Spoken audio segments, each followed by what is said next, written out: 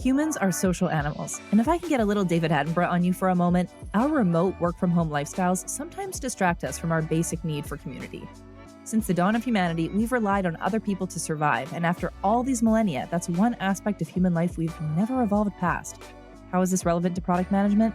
Because every day I see Reddit threads from product managers who feel isolated, overwhelmed, and not good enough. And if you identify with that and you've been blaming yourself, I offer this counterpoint.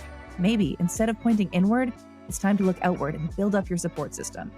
My guest today is Michael Mordak, who is the Community Product Manager at Black & White Zebra, the parent company of the Product Manager. Full disclosure, Michael and I are colleagues that have worked very closely on developing and launching the Product Manager community, but he's also been front and center in the development and management of other communities where he's witnessed countless examples of the power of connection firsthand. Let's jump in. Welcome back to the Product Manager podcast. Michael, cheers to you for being here. Well, I'm just honored that I got to be considered a friend of Hannah's. So that's a big win for me. Can you tell us a little bit about your background and how you've arrived at your role today? Yeah, of course. So for me, it started with having absolutely no idea what I wanted to do with my life at all. And therefore, like many other people, just kind of got a business degree because I figured, hey, with this, I could work somewhere and do something. So my first job ended up being this weird hybrid role of account and project management at a digital marketing agency, and then later moved into a product role within that agency, but quickly kind of came to realize that marketing wasn't really my calling. So I needed to transition out of that. And as I was looking elsewhere, a friend that I had worked with previously mentioned that he was hiring, and that led to my current role where I'm managing community products for Black & White Zebra, which, as it turns out, is something that I get an immense amount of satisfaction out of. So it all worked out in the end. So let's talk a little bit about communities in a broad sense. So first about the value for brands and then the value for members.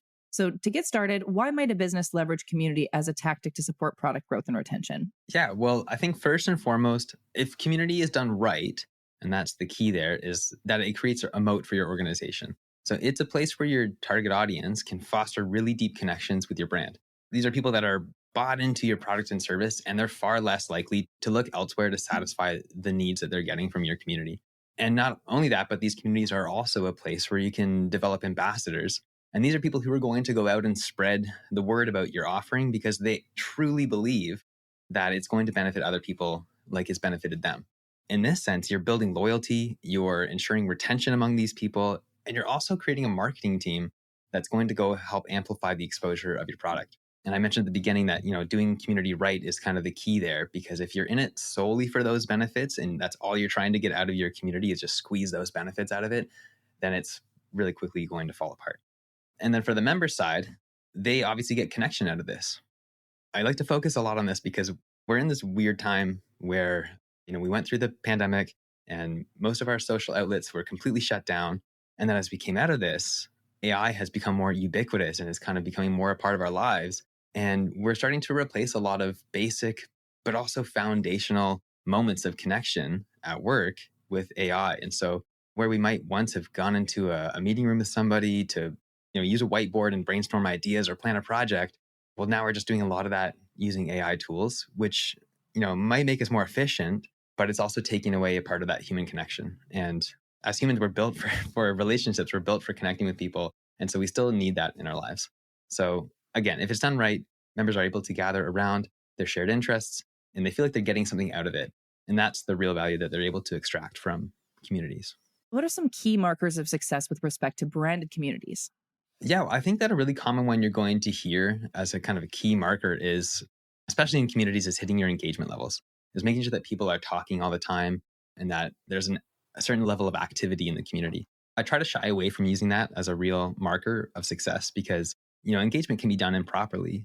You can have a community that's focused on a specific or built around with goals around a specific target. But if the engagement is happening about something that is completely different or on a different tangent from that goal, then it's not really adding value to your business. And it's not going to help you to know that you're hitting this engagement marker if it's, people are talking about the wrong things or in the wrong places. And so really it's about finding ways that you can measure things that track back to the purpose of the community and the value that you're really trying to get out of that community. Personally, I can speak to what we use internally, which is we measure wins at work. So for us, we're working with communities that focus on career roles, professional roles. So product managers, project managers, And what we do is when we see within our communities that our members are working together and helping each other get unstuck or deliver on something, we track those wins and we keep them in a slide deck, actually.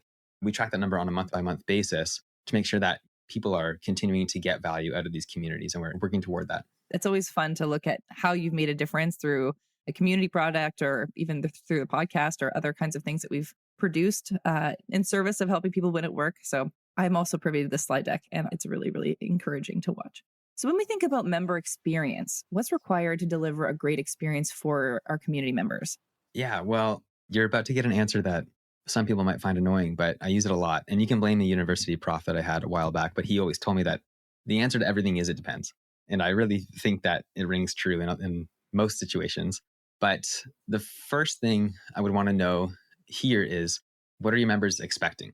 I assume that if someone signed up for your community, then it's because they probably read a newsletter or some information on a website or got some kind of material that talked about something that your community does or offers, or some kind of outcome that they can expect from your community.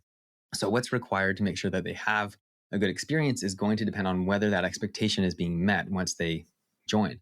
So, in other words, are you delivering on the things that you say you're going to deliver on? And are you keeping true to your words? And then what you need to consider as well is, what are the things that we need in place in order to make sure that they're receiving that value that they were expecting?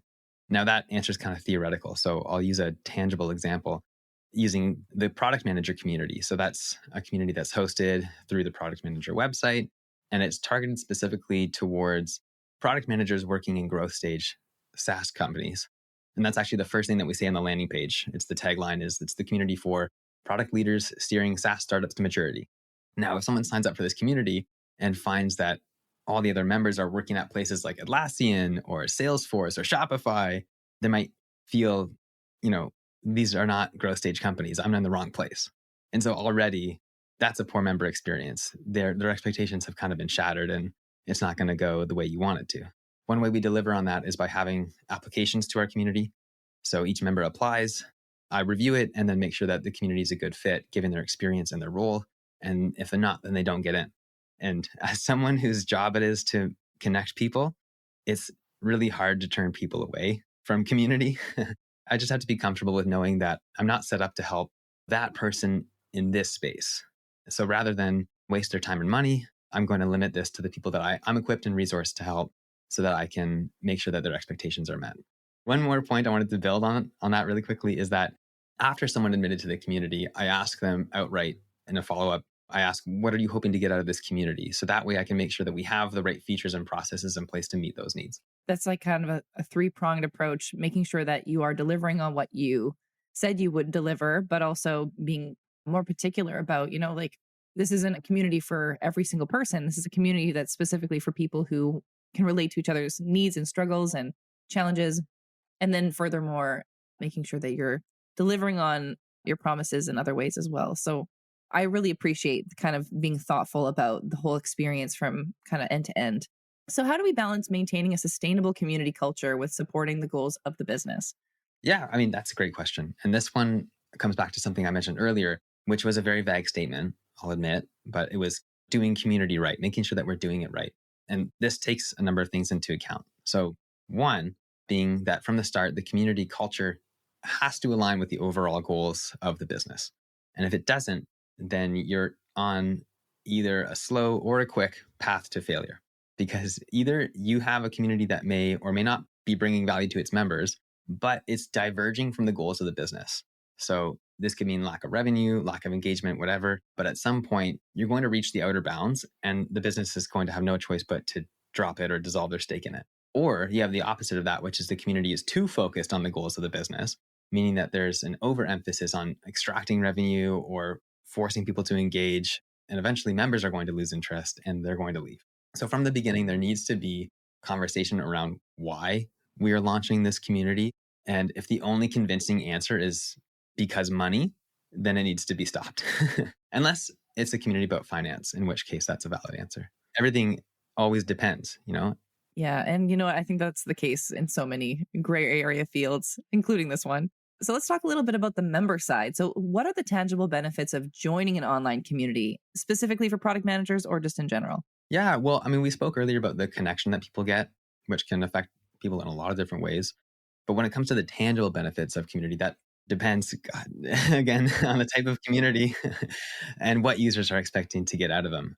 I want to use the example of Duolingo, which does community really well.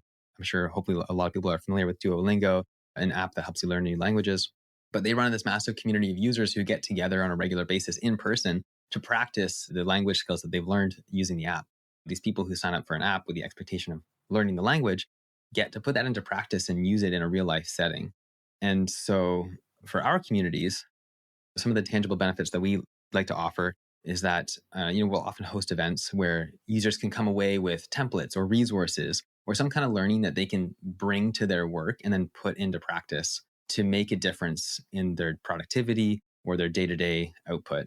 I think being able to highlight those tangible benefits and really, have something to give to people to show them is so important, because these people are going to walk away and they're going to want to be able to show. If you want them to talk about your brand or your product or your community, you're going to need to give them something that they can then show to others and say, this is what I got, or this is what I learned. That's what they're going to lean on in order to really spread the word about your community. In my view, too, some of the communities that I'm part of, I just find the relationship building is so critical as well. Like, we have such an opportunity in a community, an online community especially, to build relationships with people that we otherwise would only meet at conventions, a couple, maybe handful times a year. So it's nice to have access to that pipeline of new blood, new people, and new opinions all the time. So, Michael, a lot of your recent experience comes from your work with the DPM community, or the Digital Project Manager, which is our sister publication. Can you describe a few moments working with that community when you could really see meaningful value in action? It's funny that you asked that. And I love this question because I quite literally keep a slide deck where I track these moments. I mentioned it earlier. But the DPM community is a place where people who manage digital projects can come together and share knowledge and get support from people who understand the nuances of the role and the work that's involved with managing teams and timelines and budgets. And there are so many moments I could share. But one of my recent favorites would be just last month when a member she's freelancing for a small agency. She wanted to propose a rate increase with her employer. So what she did was she reached out to the community, put a post out there, and got connected with a few people who'd been in a similar situation. And then because of those conversations, she walked into her meeting feeling prepared, confident, and concise, which were her words. She ended up asking for more than she was originally planning on asking for. Oh, did she say she was successful? She didn't say whether she was successful or not, but she did say she was confident. And to be fair, the tagline for that community is to deliver projects with confidence. So that was the key moment for me. And then we've had a few other members who have gotten out of toxic working environments, who have found new jobs, navigated awkward conversations with their teams or leadership. There's a million little things like finding memes to laugh at or just improving their kickoff meetings and a lot of things like that. It's so cool to see that kind of stuff happening in front of you. And especially when you see people who, like you said, like gaining confidence, even if you're not successful in what you're attempting to do, just having the confidence to step out of your comfort zone, kind of backed by a crowd of people, there's something really powerful about that. So now we've recently just launched the community for the product manager. Kudos to you, for it was a huge lift to get it off the ground. And now we are finally open. We've got members, we've got events happening. It's really exciting. So what sets our community apart from the others? This is going to probably sound cheesy, but the first thing is definitely the people that we have. We've got a bench of 6 product experts that are willing to share advice and guidance with the members of our community. And these experts they're SaaS founders, they're senior leaders in their companies that have been working in product for decades. In addition to that, like I mentioned earlier, we vet each applicant who comes into the community. And so everybody that comes in, we can ensure that they got experience working in and around products. So no matter who answers your question or who chimes into the discussion, you know that the information you're receiving is grounded in real world situations and comes from some grounded knowledge. And then the second part of that would be the niche that we're focusing on. There are product communities out there, a lot of them, but we are specifically catering to folks who work in growth stage SaaS companies. So by narrowing the audience so specifically, we're also ensuring that each conversation is going to be valuable to each member. You can log in on any given day and you don't need to scroll through blog posts or conversations. Everything that's being talked about is going to be valuable to the people that are logging in. So those are kind of the 2 biggest ones. So that's very exciting. So what kind of programming can members expect from the community? Well, we've got our forum which happens in Slack. So members can come in and join the discussion there.